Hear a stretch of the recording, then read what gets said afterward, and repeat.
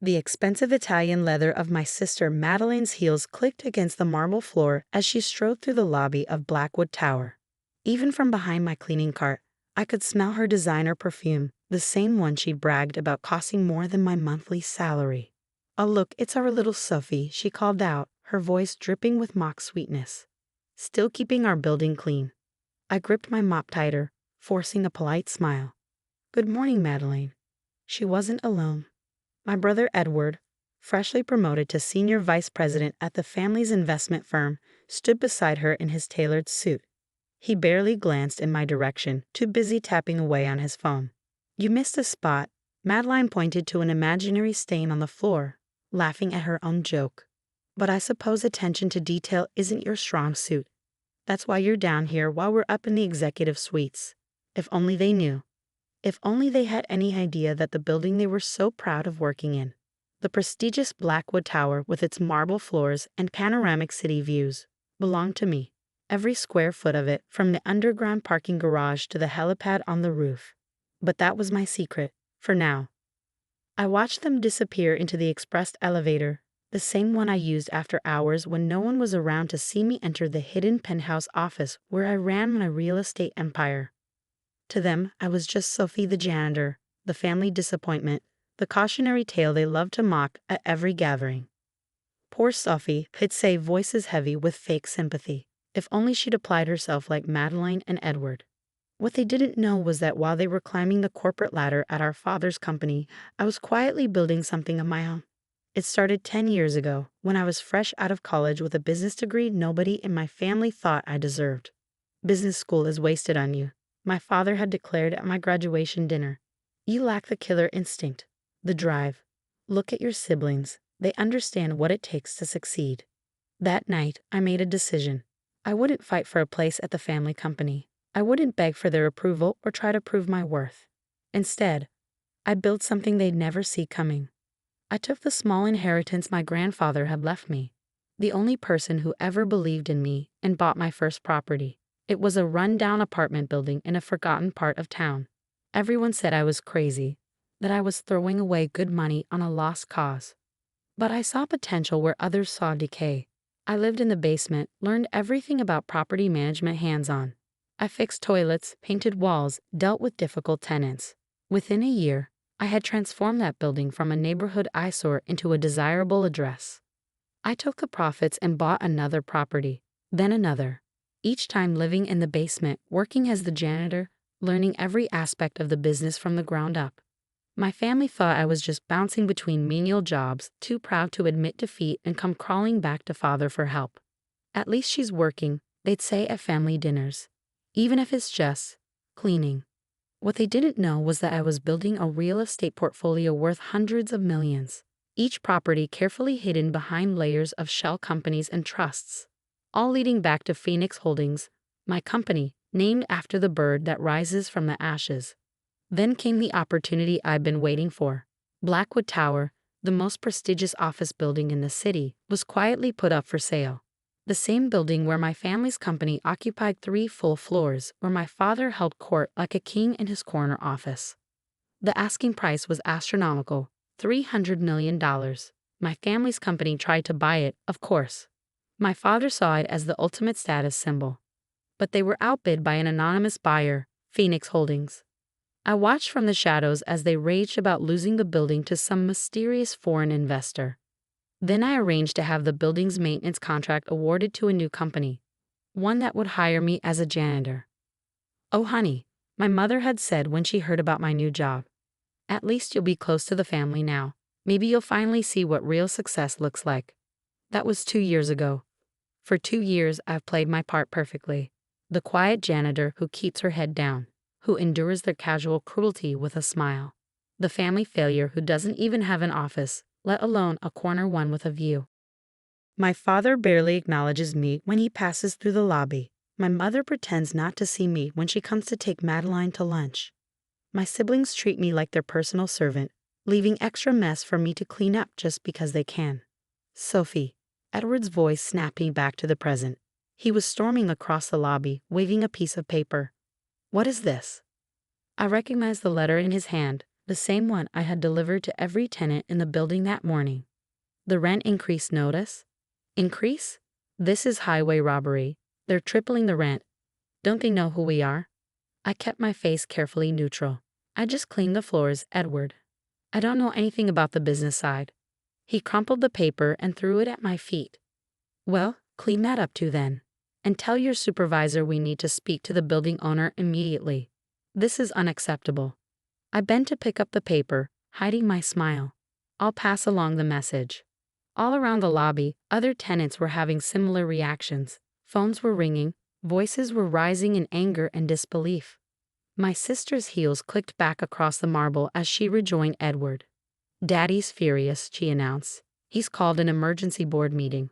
We need to find out who owns this building and make them understand they can't treat us this way. I pushed my cleaning cart toward the supply closet, listening to them plot and scheme. They had no idea that the meeting they were demanding was about to change everything. No idea that their perfect world was about to be turned upside down. In my hidden penthouse office, I took off my janitor's uniform and changed into a perfectly tailored suit that cost more than Madeline's entire wardrobe. I opened my laptop and checked the building's security cameras, watching my family gather in their conference room. My father stood at the head of the table, his face red with rage as he paced back and forth. Edward was frantically making calls, trying to leverage his business contacts. Madeline was typing away on her phone, probably updating her social media about the terrible injustice being done to them. I picked up my phone and dialed the number for their office. Mr. Harrison, I said when my father's secretary answered. Please inform the Harrison family that the owner of Blackwood Tower will meet with them in 1 hour.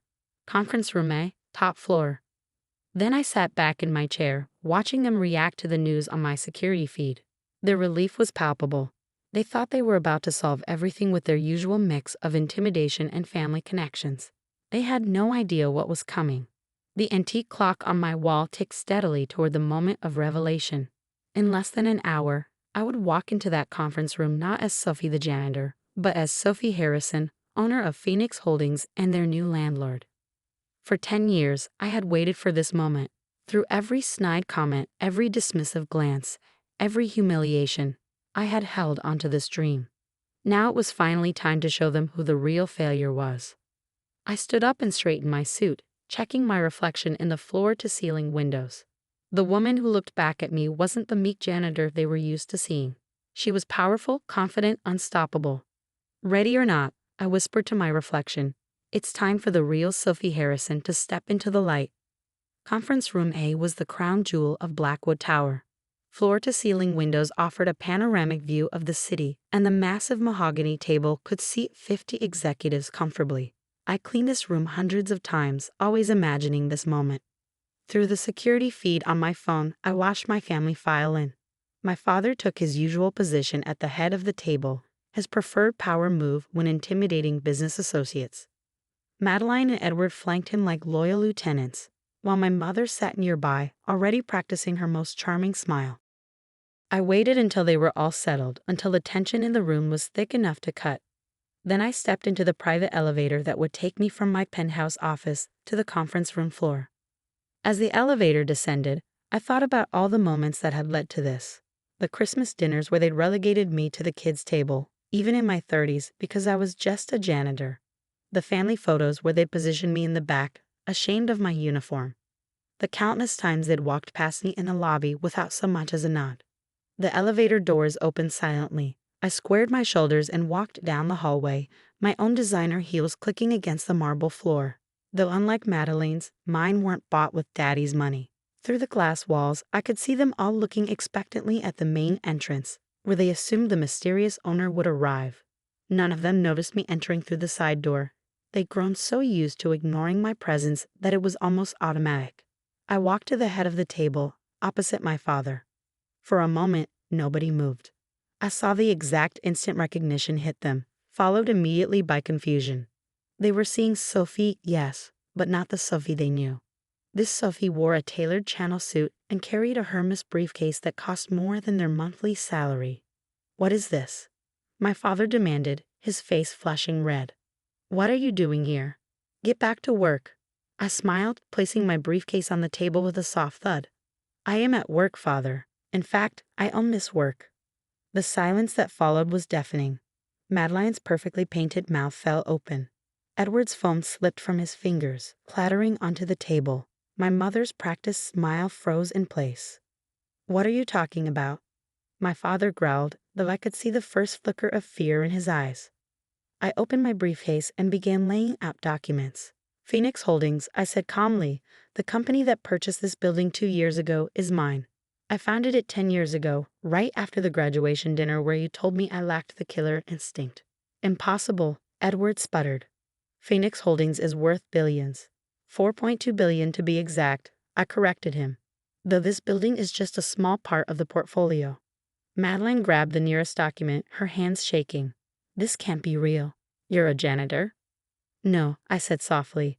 "I chose to work as a janitor." "There's a difference. I wanted to understand every aspect of my properties from the ground up. While you were bragging about corner offices, I was learning how buildings really work." My father stood up so quickly his chair toppled backward. "This is some kind of trick, some kind of joke." "The only joke," I cut him off, "was watching you all strut around my building like you owned it. Watching you treat me like dirt while standing on marble floors I paid for."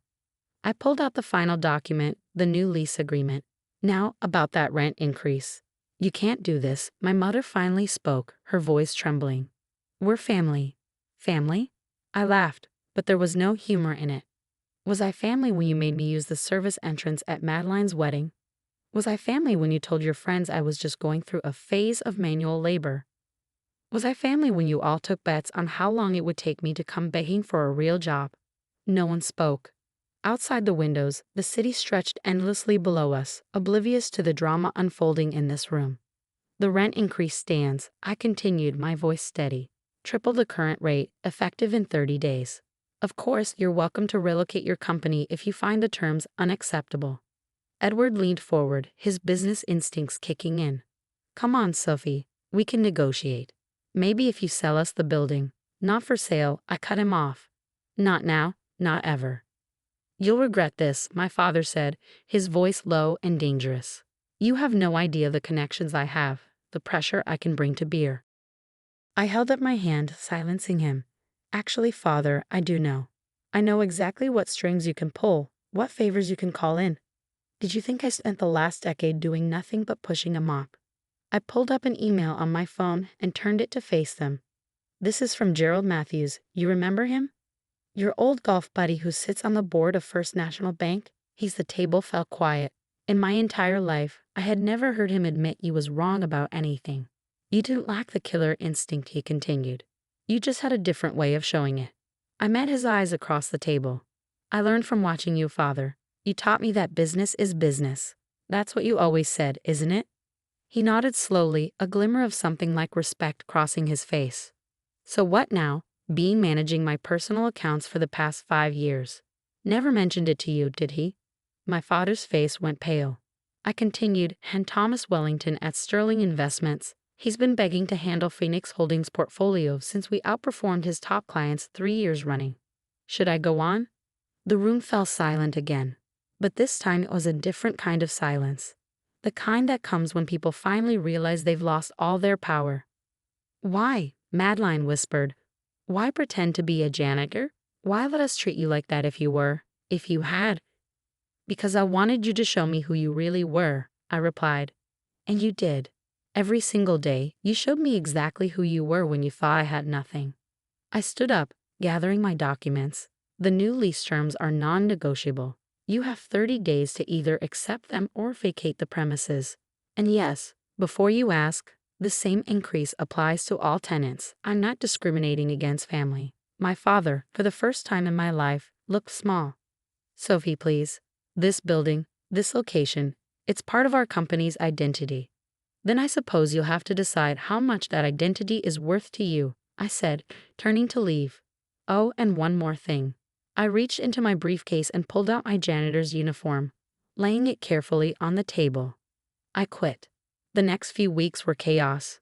My family tried everything: legal threats, emotional manipulation, even attempting to rally other tenants against me. But I had spent 10 years preparing for this moment. Every document was ironclad, every business decision defensible. Most of the building's tenants grumbled but ultimately accepted the increase. Blackwood Tower's prestige was worth the premium, and my reputation as a fair but firm landlord was well established in the real estate world. My family's company was the last to submit their decision.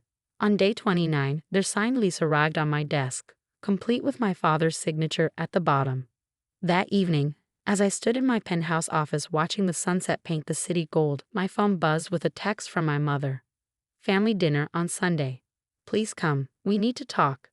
I thought about ignoring it, about maintaining the wall I'd built between us. But something made me respond. I'll be there.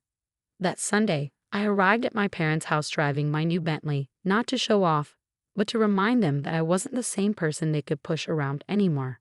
The dinner was awkward, tense with unspoken words. Gone were the snide remarks about my job, the condescending advice about real careers. Instead, they tried too hard, complimenting my success, asking about my business, attempting to rewrite history. We always knew you had potential, my mother said, passing the salad. We just worried about you. No, I corrected her gently. You were embarrassed by me. There's a difference. Can you blame us? Madeline burst out. You were working as a janitor. I wasn't working as a janitor, I said. I was learning. While you were all taking shortcuts to success through father's connections, I was building something real, something of my own. And now you're punishing us for it, Edward muttered. I set down my fork. No, I'm treating you exactly the same way I treat all my tenants. The difference is you're not used to being treated like everyone else.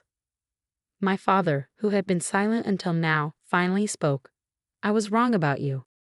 Now, I smiled. Now we have a strictly professional relationship. You're my tenants, I'm your landlord.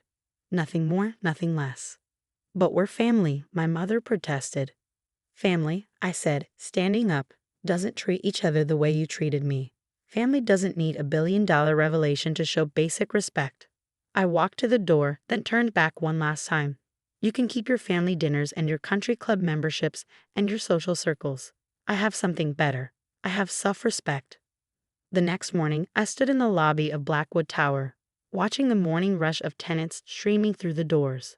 A new maintenance crew was at work, their uniforms bearing the Phoenix Holdings logo. Madeline and Edward walked past, no longer strutting, no longer acting like they owned the place. They nodded politely, not warmly, but with the formal respect one shows to someone with power. My father followed a few minutes later. He paused when he saw me, looking like he wanted to say something. But in the end, he just gave me a slight bow and continued to the elevator. I smiled, thinking of the scared little girl who used to desperately seek his approval. She was gone now, replaced by a woman who had built an empire from the ground up, literally. As I took the private elevator to my penthouse office, I thought about my grandfather, the only one who had believed in me. Don't let them define you, Sophie, he used to say. Build your own path. I had done more than that. I had built my own kingdom, brick by brick, floor by floor. And I had done it my way, starting from the bottom, learning every detail, understanding every aspect of my business. The view from my office still took my breath away. The city stretched out before me, filled with buildings owned by Phoenix Holdings, each one a testament to what can be achieved when you refuse to let others write your story. On my desk, next to the latest acquisition proposals and development plans, sat my old janitor's badge. I kept it as a reminder, not of humiliation, but of triumph. Because sometimes the person holding the mop knows more about the building than the people in the corner offices. And sometimes the best revenge isn't making others feel small. It's growing so big that they can't help but see how small they made themselves.